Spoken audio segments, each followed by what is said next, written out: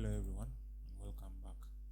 So in this video we are going to talk about a queue. Now my question is, what is a queue? So a queue is simply a data structure. Let me delete that. So a queue works in this case. If we have let's say a line of people, this is the first person, second person, third person, the fourth person, the fifth person,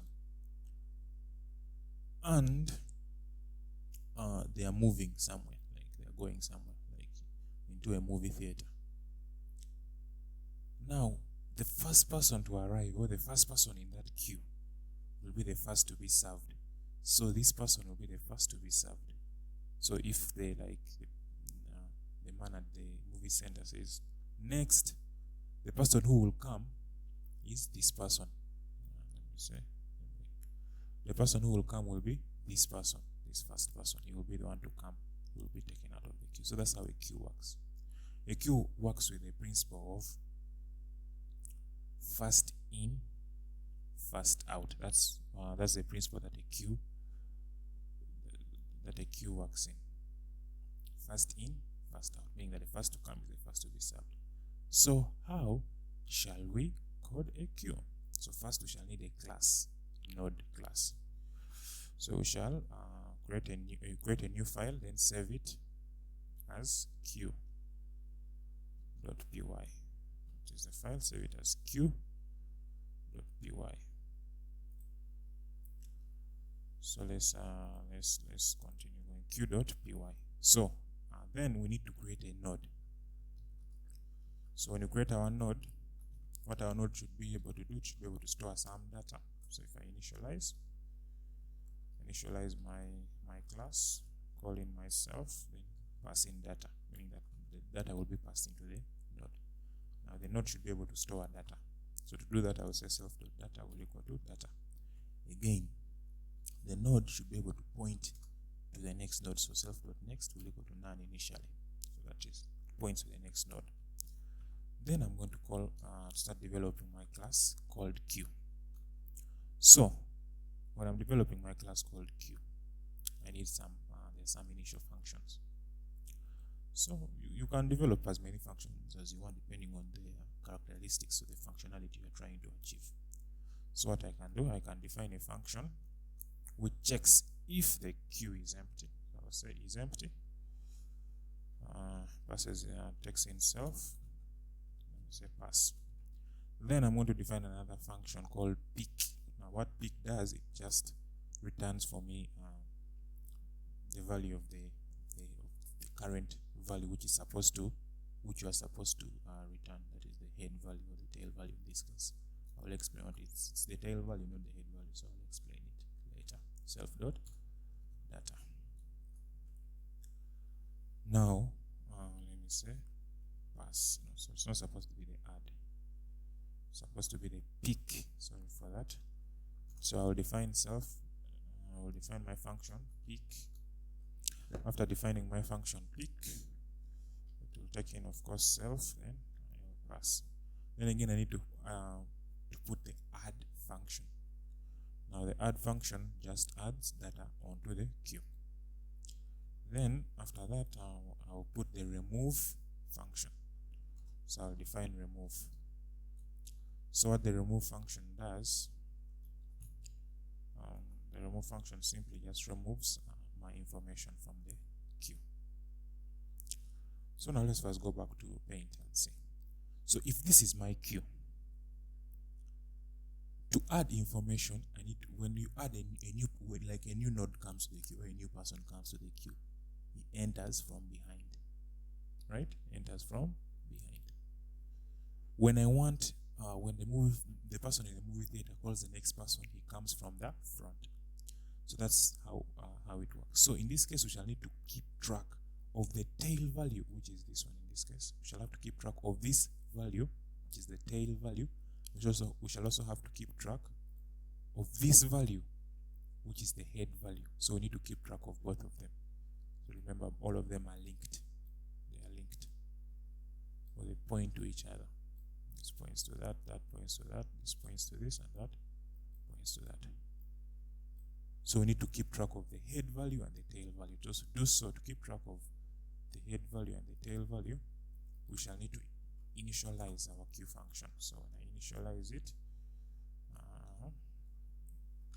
it will take in self. Then I'm going to say self dot head will equal to none. Then self dot tail will equal to none. So that's how I have initialized. I've initialized my I need to keep track of these two, the head and the tail. So I initialize my queue function, so I ask to keep track of the head and the tail. Now we're going to start with the empty function. So to check whether if the queue is empty, I'm just going to check if self.head is equal to none, then it's empty. So I can maybe print is empty. I may print is empty, or you can do some other functionality you like. So then I'm going to now call the pick function. So to pick into the queue. Now remember, in a queue, if I want some information from the queue, what the queue will do to me, it will give me the head. It will give me the what? It will give me the head information. So it will not give me this information that has just been put into the queue. No, it will give me this first information, the head information. So it will be this information here, meaning that I will need to call this. I will need to return myself dot head dot data.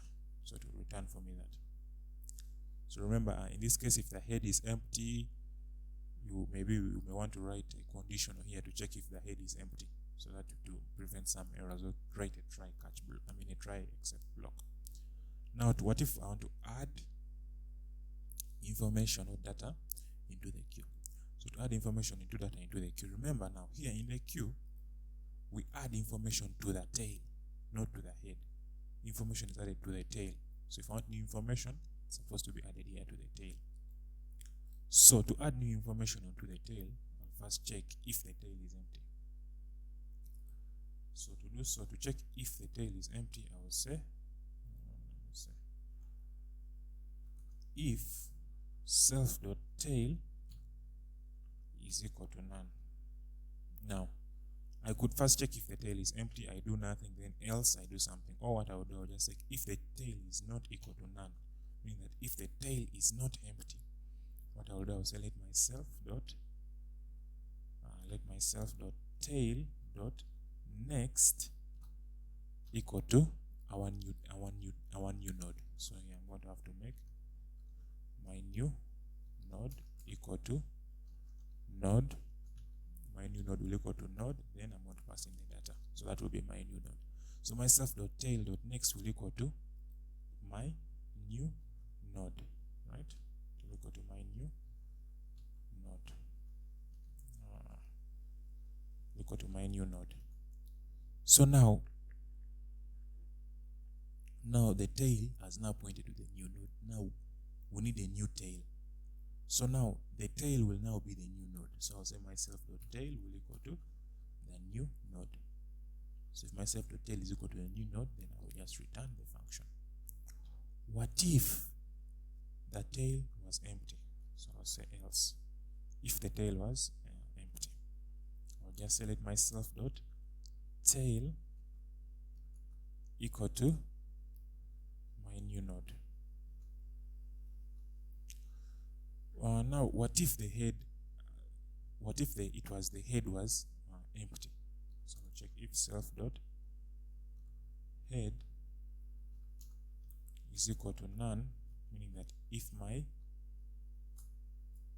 head is empty,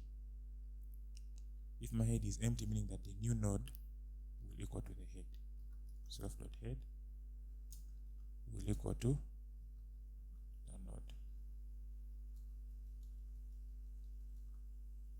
It will equal to the new node, not the node. It will equal to the new node. Now, what if that is how to add information or new elements or new nodes onto the queue? What if I wanted to remove some information from the queue? Now, if I want to remove data from the queue, the data I remove is the data in the head, not the data in the tail, it's data in the head. So to do so, I will come here on my remove function, then I will select my data equal to none. So if my data is equal to none, let's delete this, let my data equal to none.